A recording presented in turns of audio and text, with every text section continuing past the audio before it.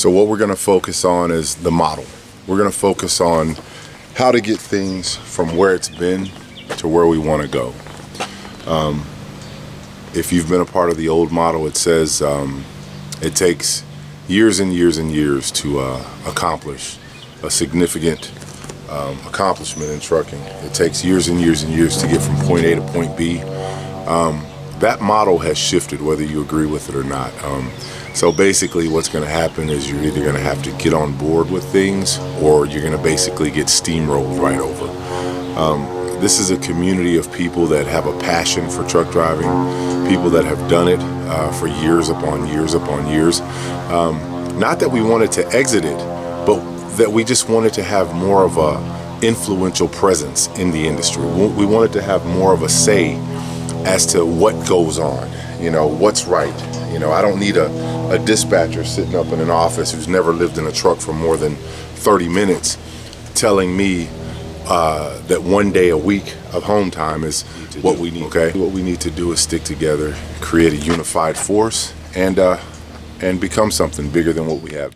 And the biggest tragedy in the whole thing, to be honest with you, has everything to do with just not having the courage as an industry. I mean, from airplane pilots to ship captains to steel workers to mine coal workers, any kind of workers that have felt that they're underappreciated, or that the industry that they're a part of has not appreciated them the way that they expect to be appreciated based on their contribution to society and all that.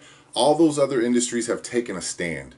They've found a way to unify amongst each other. I'm sure they're not all on the same page when it comes to politics. I'm sure they're not all on the same page when it comes to religion. But the fact of the matter is they've been able to come together and make something bigger than themselves happen. You know what I mean? And look past the cab of their own truck and say, what's good for the future of myself? If you're at the end of your career in trucking, okay, you might have a daughter or a niece or a nephew or something that's in this industry. Why don't we, while we still have a place in the industry, make something happen? Why don't we get something done to shake up that status quo, that model, that the paradigm that basically trucking has been a part of and not changed from for the past half a century. Why don't we make some things happen on behalf of truck driving as a whole, the transportation industry as a whole? Think bigger than ourselves, right? So I say we start a movement to basically organize some things. And I think the way you start showing the world that you want to be taken serious and that you expect to be treated in a more professional way, you expect to be compensated better. Just to let you know, I think that all truckers, I've been saying this for years, I think that all truckers should, from when you first get in your truck, okay, whether you pick up a load on day 1 or you haven't picked up one on day 5, right? If you go for 5 days, but you're on that company truck, I'm not talking about downtime pay or anything like this, or pay that you might get for not having any freight in your area or anything like that. I'm talking about there should be a federal mandate that all truck drivers have hazard pay every single week. Before a wheel even turns one time, every truck driver in America should have hazard pay. And the reason why is because there's so many other industries that have hazard pay. For doing that job, whether you did any work or not, but just being a part of it, being a part of that type of industry, you get hazard pay for being out there doing whatever job it is, right? Why can't it be that way for truckers? We have one of the most dangerous professions in America, and we sit around and we, amongst ourselves, I'm talking about truck drivers, all we do is bitch and moan to each other about this and that, but we don't do anything. We don't get anything rolling. We don't put anything, out there that's serious, that demands change from the drivers.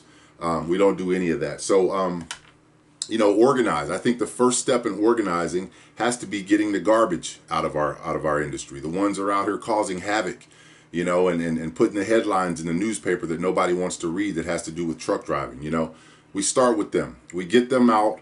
Once the world knows we're serious, then we can move towards some legislation in favor of truck driving. This is real stuff. This is how the world operates, You know, thinking that we have to just sit in the cab of a truck and not expect more from an industry that is such an integral part of this country and the world is ridiculous. I mean, we literally, you know, we hold the fucking keys, man.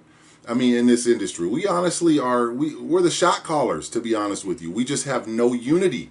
There's no unity. So how can we have any power? You know, people that are, you know, not in this industry, outsiders looking in, they know that. You know, it's like, you know, they have the power, but they don't know how to use it, because all they do is sit there and they drive their little 12 hours a day. They park at a truck stop, yell at each other about this political reason, this racial thing, this religion thing, this whatever.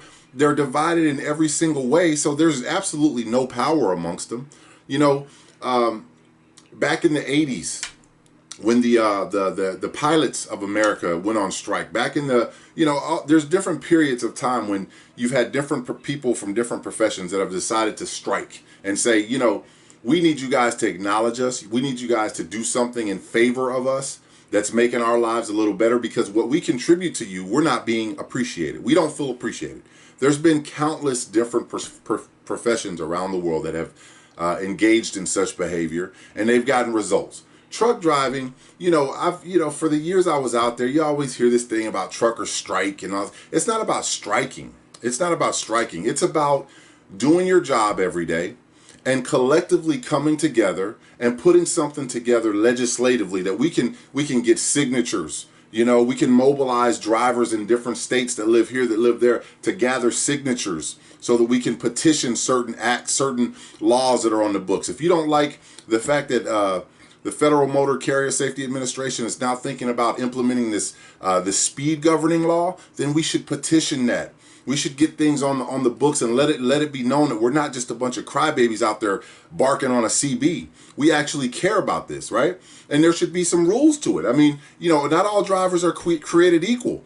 We know that. So if you're a driver that gets a speeding ticket every time you're in Philadelphia, you don't deserve to have your speed limit not governed. You deserve to have it governed.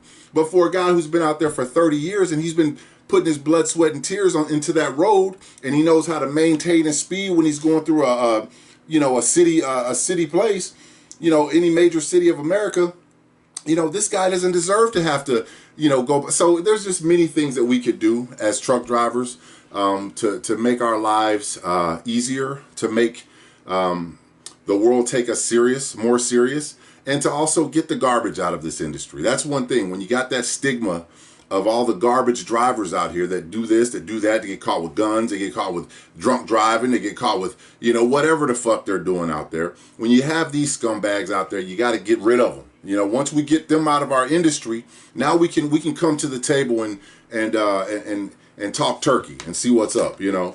So let's get some things going. Let's stop just talking about it and make it happen. So subscribe to this channel. This is Iron Will, and we'll see you next time. Thanks.